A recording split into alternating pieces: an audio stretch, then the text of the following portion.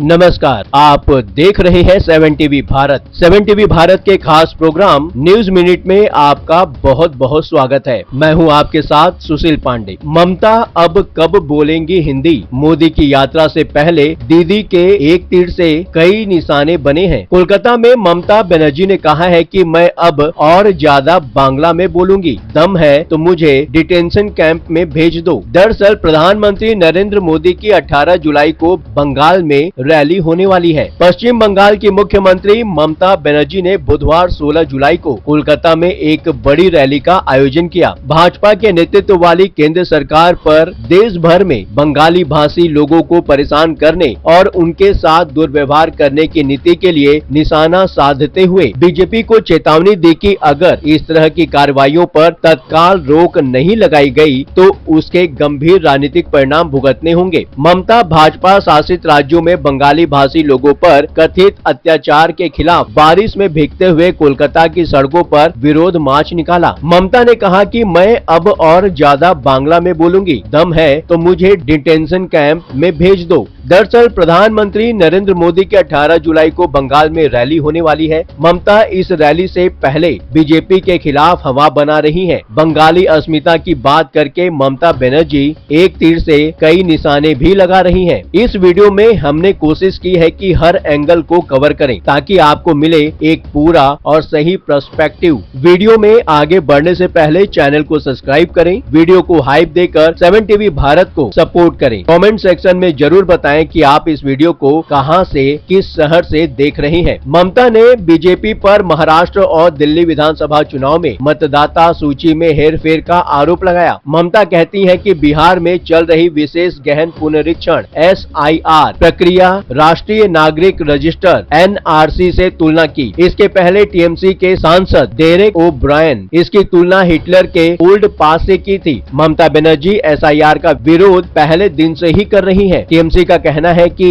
SIR का असली प्रयोग पश्चिम बंगाल में होने वाला है। दरअसल चुनाव आयोग यह कह चुका है कि आगामी दिनों में मतदाता सूची का पुनरीक्षण हर उस राज्य में होगा जहां चुनाव होने वाले हैं। बीजेपी ने ममता के बयान को वोट बैंक की राजनीति करार दिया है। बीजेपी नेता शुभेंदु अधिकारी ने कहा कि ममता अवैध बांग्लादेशी घुसपैठियों और रोहिंग्याओं को बंगाली के रूप में पेश कर रही है, जो बंगाल की सांस्कृतिक विरासत का अपमान है। अमित मालवीय ने ममता पर बंगाल को घुसपैठियों का सुरक्षित ठिकाना बनाने का आरोप लगाया है। प्रधानमंत्री नरेंद्र मोदी 18 जुलाई 2025 को पश्चिम बंगाल पहुंचने वाले हैं। पीएम की यह यात्रा टीएमसी के शहीद दिवस 21 जुलाई से पहले हो रही है, जो बंगाल की राजनीति में एक महत्वपूर्ण वार्षिक आयोजन होता है। पीएम मोदी लगातार बंगाल जा रहे हैं। जाहिर है कि उनके निशाने पर भी बंगाल फतह ही है। अगले विधानसभा चुनाव में बीजेपी किसी भी कीमत पर बंगाल जीतना चाहेगी। यही कारण है कि बीजेपी राज्य में अपनी संगठनात्मक ताकत बढ़ाने और 2026 के विधानसभा चुनाव के पहले ऐसा नैरेटिव सेट कर रही है जो पार्टी को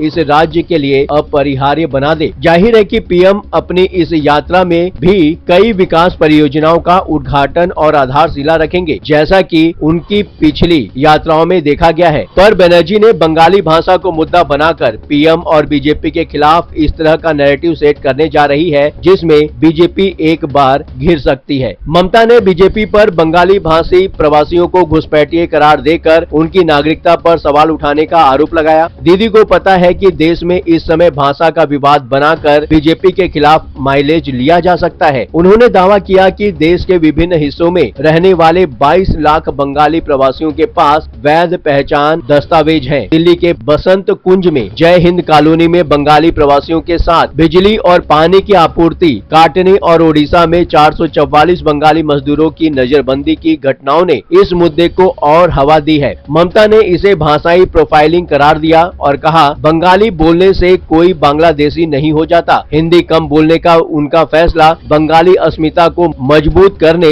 और बीजेपी के हिंदी हिंदू हिंदुस्तान नैरेटिव के खिलाफ एक जवाबी कदम है। ममता बनर्जी का यह मामला बीजेपी और केंद्र सरकार के उस नोटिफिकेशन के खिलाफ है जिसमें संदिग्ध बांग्लादेशियों को गिरफ्तार कर डिटेंशन कैंप में भेजने की बात कही गई है। ममता ने इसे बंगालियों के खिलाफ भेदभाव के रूप में पेश किया, यह दावा करते हुए कि बंगाली बोलने वाले प्रवासी मजदूरों को गलत तरीके से बांग्लादेशी या रोहिंग्या करार दिया जा रहा है। जाहिर है कि इस लेवल पर इस नोटिफिकेशन का विरोध न तो कांग्रेस ने किया और न ही समाजवादी पार्टी या आरजेडी जैसी पार्टियों ने किया है। ममता बनर्जी अपने इस बयान के जरिए सीएए और एनआरसी जैसी नीतियों के खिलाफ लंबे समय से चली आ रही लड़ाई को देश के सामने लाना चाहती हैं। वह इन नीतियों को बंगाल के अल्पसंख्यकों के खिलाफ एक हथियार के रूप में इस्तेमाल करेंगी, जो पूरे देश के अल्पसंख्यकों के लिए नजीर बन सकता है। ममता बनर्जी का यह बयान केवल बंगाल तक सीमित नहीं है, यह राष्ट्रीय स्तर पर विपक्षी एकता के नेतृत्व की उनकी महत्वाकांक्षा को पूरा करने का साधन बन सकता है। उनका यह दावा है कि वह बंगाल से विपक्षी गठबंधन को चला सकती हैं। उनकी इसी रणनीति का हिस्सा है। वह यह संदेश देना चाहती हैं कि वह न केवल बंगाल में बल्कि राष्ट्रीय स्तर पर भी बीजेपी को चुनौती देने में वह सक्षम है। यदि आपने वीडियो को पूरा देखा तो इस विषय पर आपकी अपनी क्या राय है, कमेंट बॉक्स में जरूर बताएं।